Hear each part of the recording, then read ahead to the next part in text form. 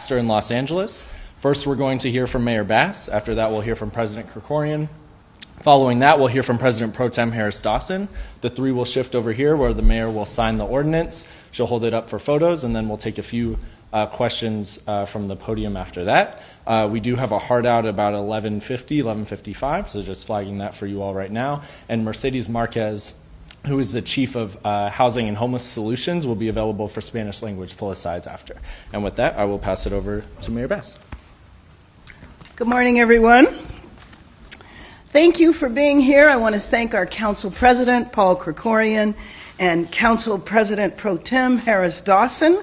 And I also want to thank the hard work of our Planning Director, Vince Bertoni, and Principal Planner Nick Marachucci. I'm sure I probably did not say that correctly. And Planning Commission President Samantha Billman, who made sure that today would be possible. This was an effort underway by the time I was sworn in back in December, so I'm grateful to each of you and your colleagues for your tireless work to get us to this point. Last week, we heard the results of LAHSA's January point-in-time count, which provided a snapshot of the crisis we are facing and why we will not stop urgently moving Angelenos inside. Those numbers also underscore why we need to move just as urgently to build more housing, which is why my first executive directive focused on dramatically accelerating and lowering the cost of affordable housing. By cutting through red tape at City Hall, we have shortened the processing time from a matter of months to a matter of days. And as I talk to developers, they have been very clear that this is one of the main reasons why it's so difficult and so expensive to build in Los Angeles.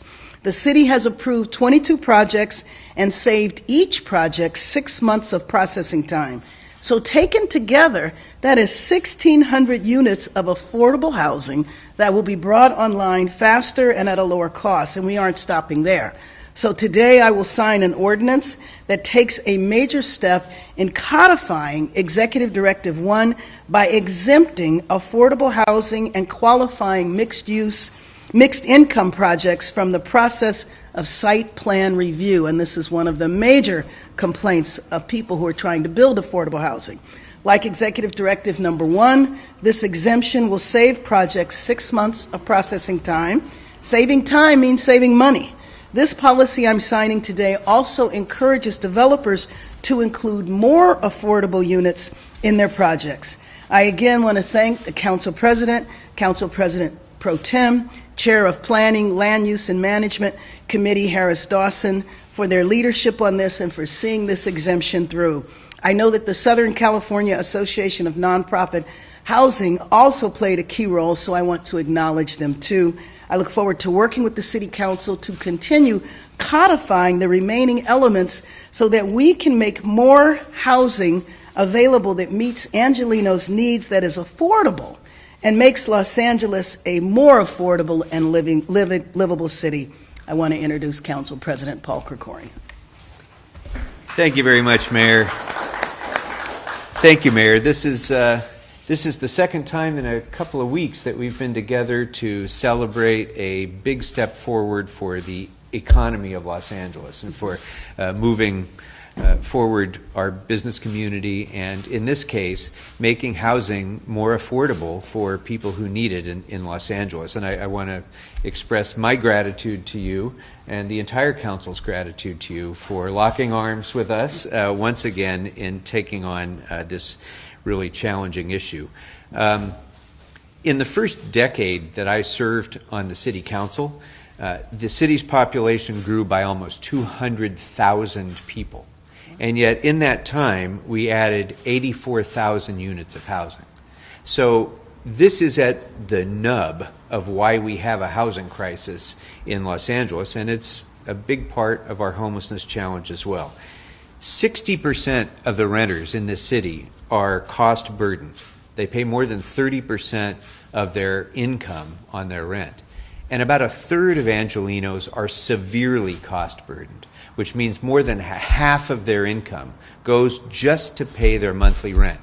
And what that also means is for those Angelenos, many of them are a paycheck away from ending up on the streets. they lose their job, they have a medical crisis, or for whatever other reason, if you are severely rent burdened like that, you're at risk of becoming homeless like that. So that's why this is so important, to ensure that we have a greater affordability for all Angelenos. But it's not just an issue of homelessness prevention. This matters really to who we are as a city.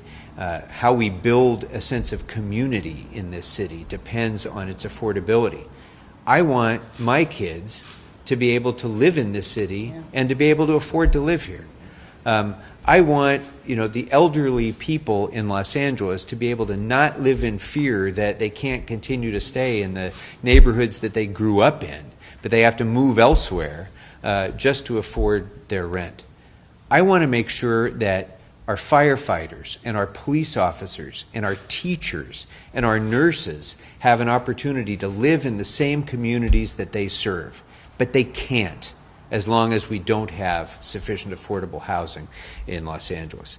So we have some sense of what works in creating more affordability. 5 years ago, the council enacted the Permanent Supportive Housing Ordinance. And almost as soon as that was enacted, the number of applications for permanent supportive housing projects doubled. So that was just because of alleviating some of the site plan review burdens that permanent supportive housing projects had. In my district, we're about to open a 49-unit permanent supportive housing building. That's great, but it's only 49 units. It could have been 73 units, but we lost almost 50% of the potential permanent supportive capacity of that project just because the developer wanted to avoid our burdensome, costly, long, subjective site plan review process. So by eliminating this process for affordable units, we are going to open the floodgates for projects that want to build but are afraid of having to go through the burden of site plan review. There's representatives here today for the LA Business Council. I want to thank them, Mary Leslie and Adam Lane, for the work that they did. They did incredible work working with UCLA and CSUN to actually quantify the impacts of our discretionary approval process. And site plan review alone, they found, had a huge impact.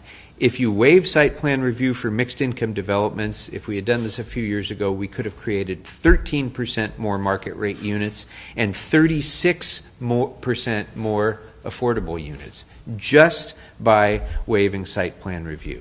So that means housing for thousands and thousands of Angelenos that we could have had, but we don't because of the burden of site plan review. So this ordinance is going to really make a big difference by waiving all affordable units from the applicability of site plan review. So no matter how many, affordable units do not count against the 50-unit threshold for site plan review.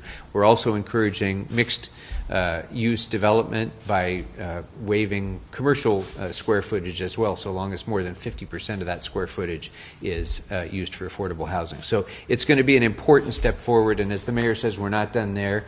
There's many other things that the council is working on that the mayor's executive directives are going to facilitate in order to move the process forward. We have to build more, we have to build faster, we have to build cheaper, and we're going to do all of those three things. And one of the great leaders in our city in ensuring that we meet those objectives is the chair of our Planning and Land Use Management Committee, the Council President Pro Tem, my collaborator on this site plan review ordinance. I'm pleased to introduce Councilmember Marquise Harris-Dawson.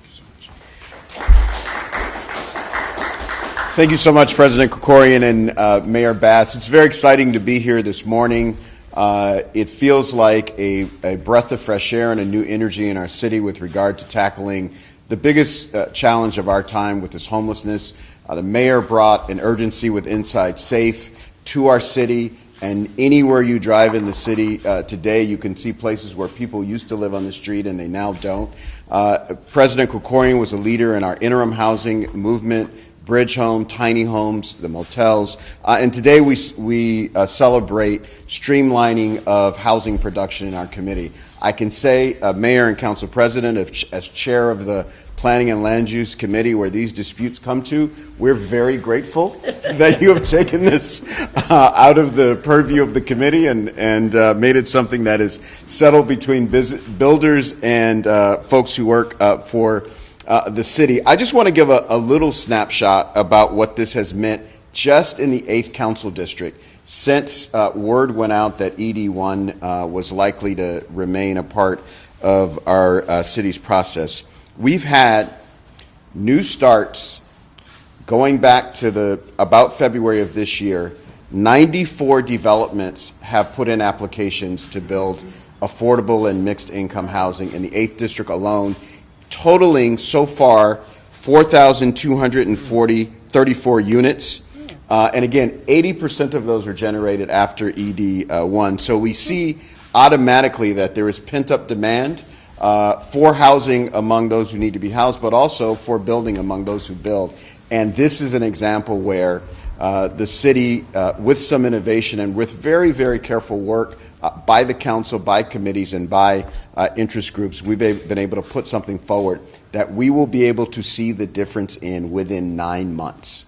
9 months from now, there will be people turning keys in housing projects that went faster because of this process. So we're very grateful to be here and want to continue to build the next leg of the